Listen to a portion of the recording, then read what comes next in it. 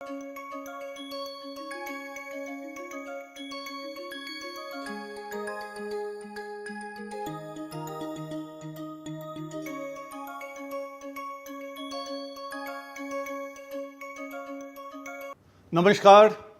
I'm Devdeep Purkayastha from the Indian Institute of Technology, Bombay.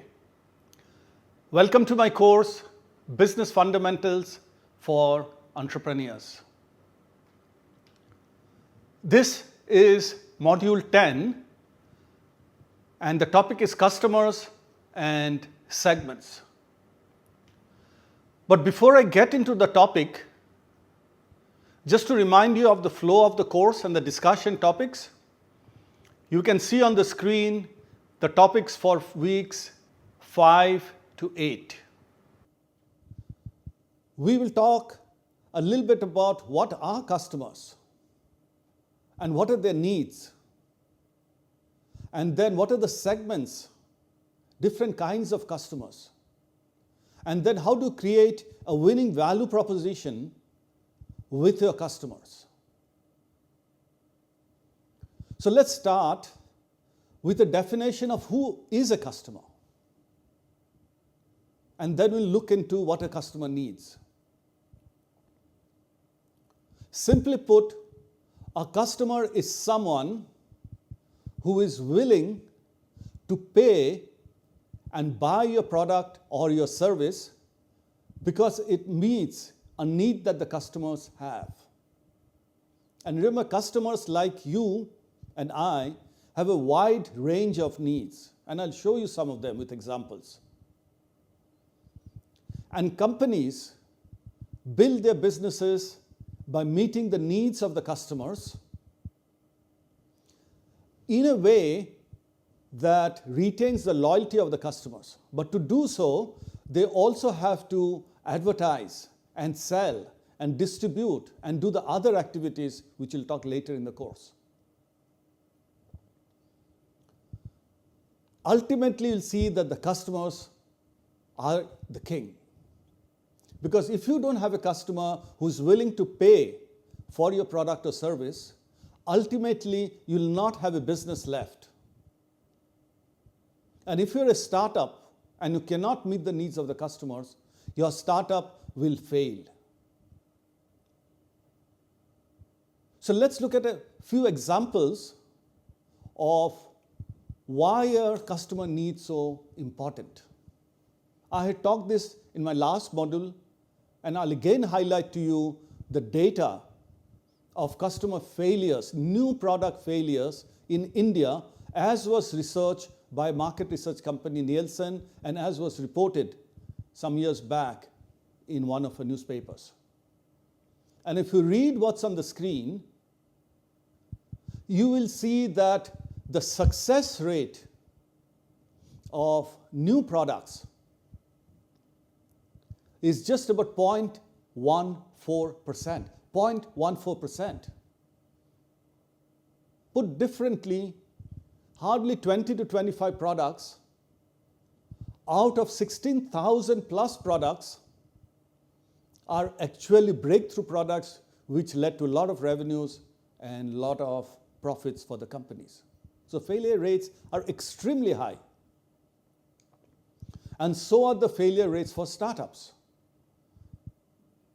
There's a lot of research, and this is a research by a Harvard professor, that 95% of startups fail to meet their own objectives.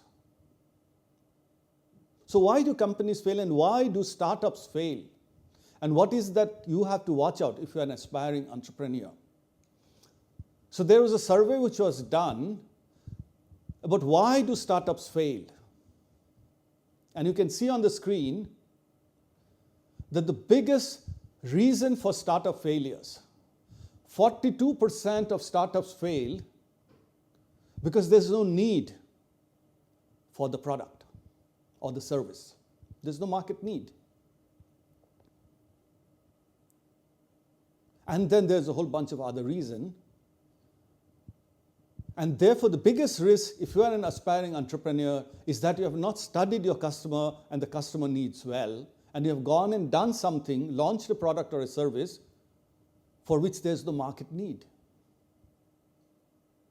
So what is a customer need?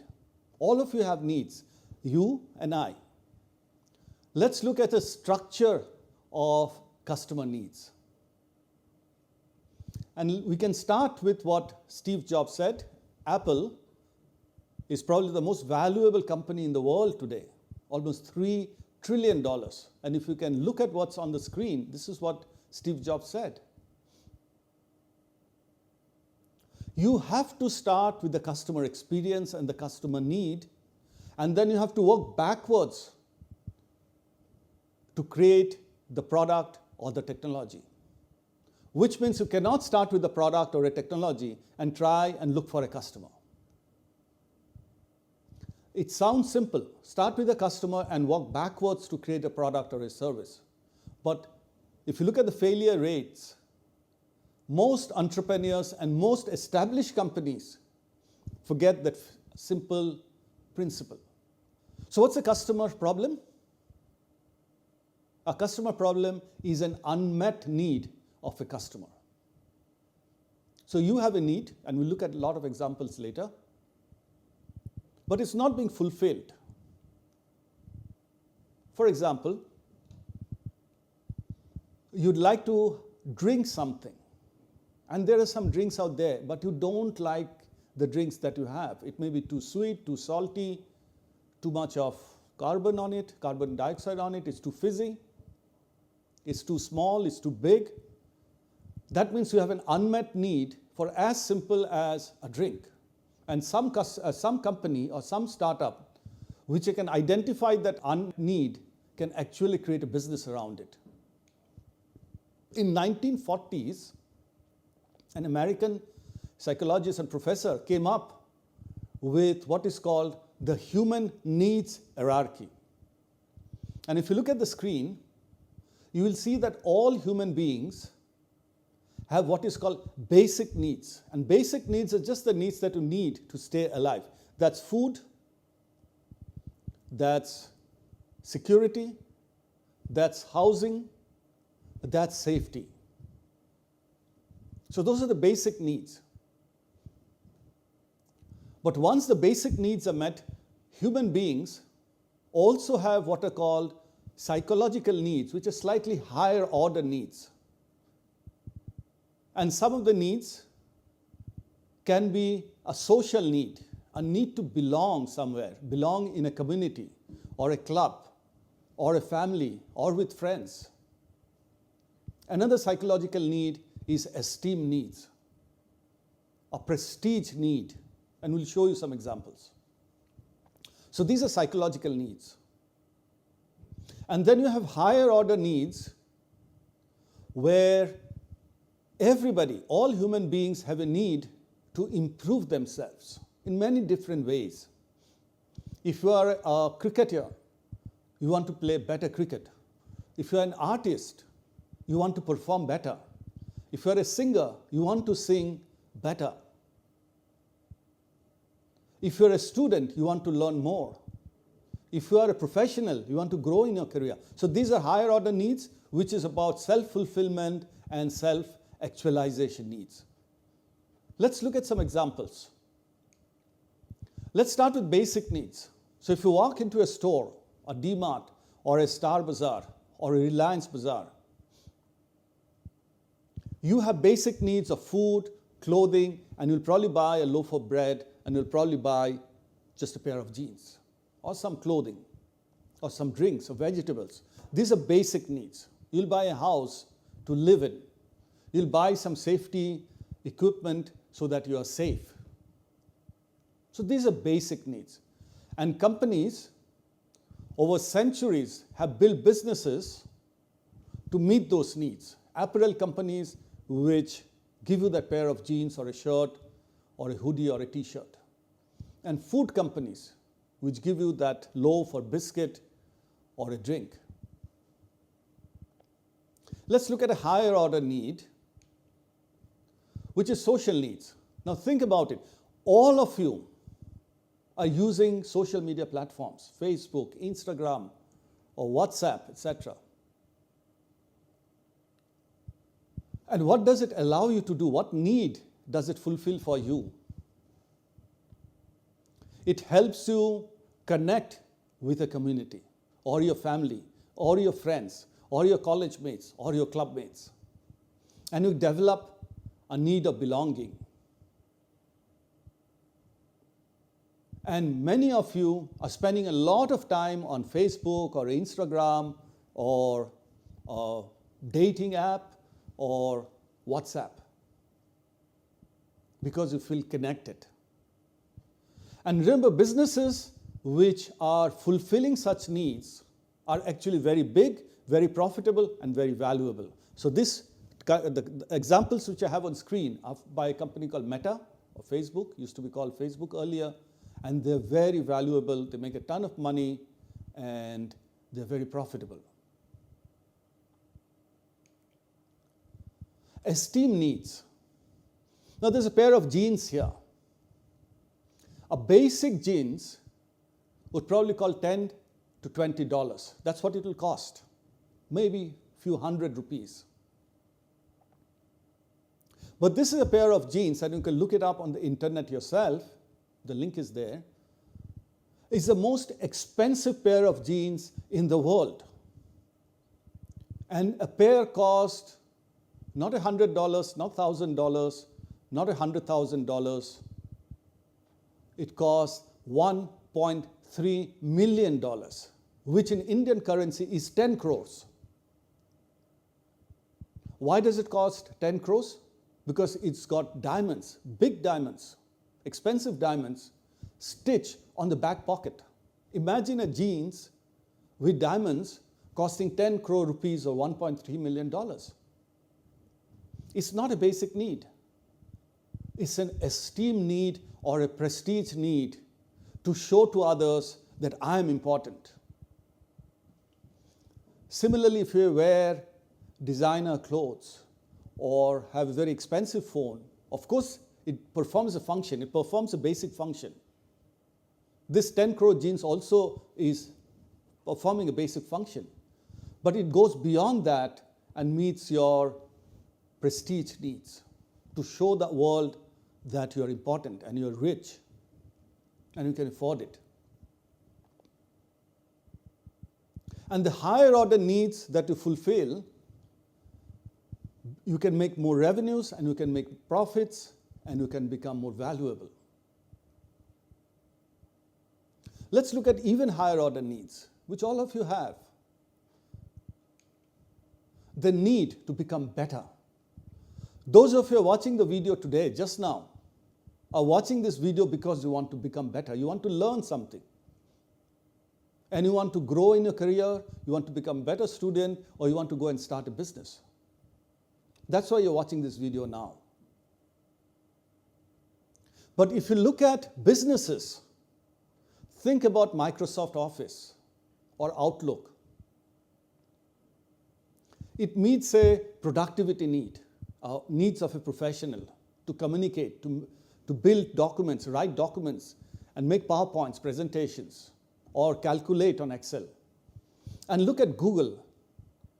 With Google, anybody can get as much knowledge as the most knowledgeable person in the most knowledgeable colleges or professions in MIT or Harvard or Stanford or Oxford or IITs or any of the best colleges around the world. With Google, you can improve yourself because you can get access to all the knowledge in the world. And remember, Microsoft, Google are very, very valuable, successful, profitable, and large businesses. So the higher order needs that you meet, the more profitable you can become, the more valuable you can become, the faster you can grow your business. And then you have the supreme needs, where you actually don't expect anything in return. You're just giving away something. For example, you're donating something. You're donating something to an orphanage or to poor people or to NGOs or to a Rotary Club or any of the clubs that are doing welfare. And why you're donating? You don't expect anything in return. You're donating something because you want to improve the world, and as you improve the world, you feel better. So you become a self-actualized person. And think about all the people in the army who, even as you watch this video, are guarding our borders and keeping our country safe. They're putting their lives at stake for the sake of the country, our Jawans, our army, our air force. Think about Mahatma Gandhi. He devoted his life to get us independence. Think about Nelson Mandela, Nobel laureate.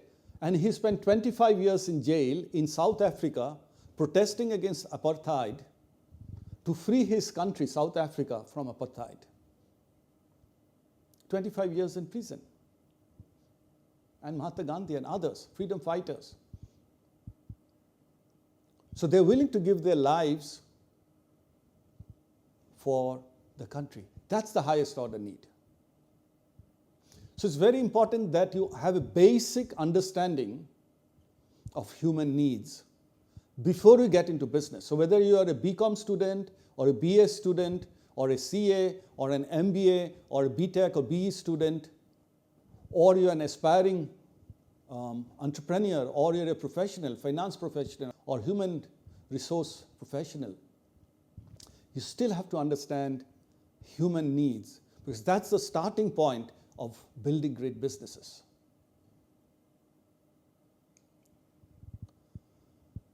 So far I have talked about needs of human beings. But you may want to develop a business or a startup which sells to companies.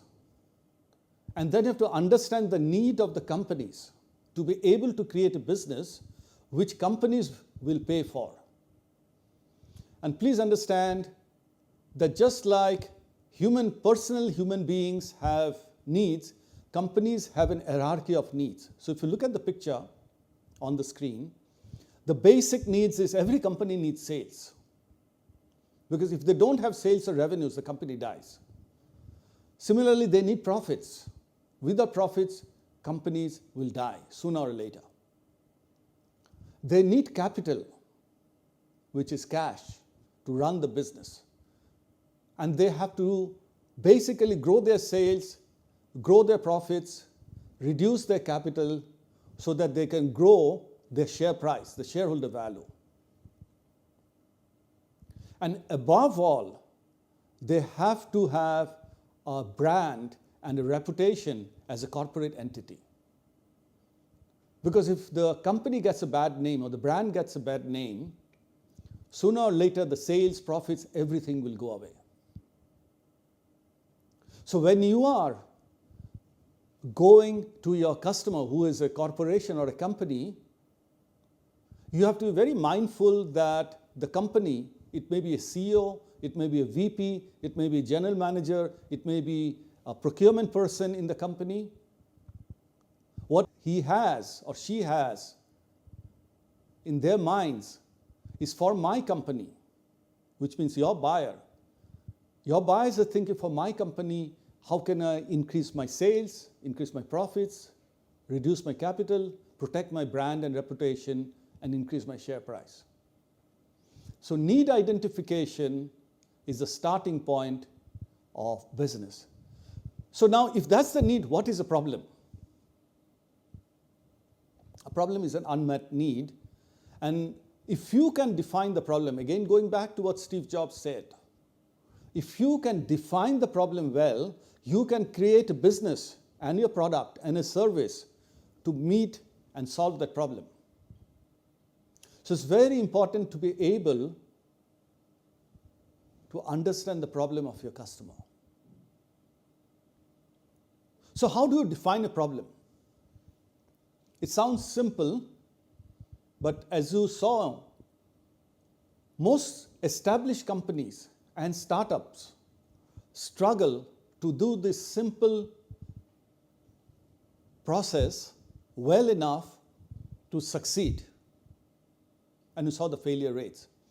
So here is a simple template which you can then discuss with your customers and let the customer fill it up. And if you talk to enough customers who give you this data that you can see on the screen, you will have a good definition of the problem. And then you can define your product and your service. So if you are a customer, ask the customers to say, I am customer so-and-so. For example, I am a man, 25 years old or 50 years old, living in North India, South India, US, USSR, wherever, speaking this language, so rich, not so rich. So I am defines who your customer is. Then you get into capturing the need of the customer. So ask the customer to write down and say, my need, which means the customer's need, is a better product in this way, a better service in this way. Define it as much as the customer can. And that is very important to capture what the customer is trying to do. So I'm so-and-so, my need is so-and-so, which will help me do this, which will help me travel faster, eat better, become more healthy, become more successful, become more rich. And it's very important that you capture that. And then you go and capture, if that need is met, what is the benefit to the customer? It's very important because at some point you have to decide on the price of your product or your service. And as you'll see later, your price has to be in proportion to the measure of benefits to the customer. So you have to say, my benefit, if I get your product, is so much. 1,000 rupees, 10,000 rupees, 500 rupees, etc. And by the way, if I don't get your product or service and my need is not met, my loss is as much. Because that will help you allow later on to decide your pricing. So it's a very simple template. If you start practicing with it, then you will sooner or later understand how to identify customer needs. So I'd like to break now and request you to reflect for 3 minutes on a product that you use. It could be a shirt, or it could be a pant, it could be a food, it could be a drink, it could be an airline that you're using, it could be a bank, it could be a store that you visit, etc. A product or service. And think about what need of yours does it meet. Start thinking about who makes that product and who are the competitors in the market. And why do you use that particular product but not the competitor's product? So start thinking about yourself so that sooner or later you will try understanding how others think. And as through this course, as you reflect, write down in your journal your reflection points so that at the end of the course you can look back on your journal and you can refresh yourself not only for the end term exam but also for your real life application after the course.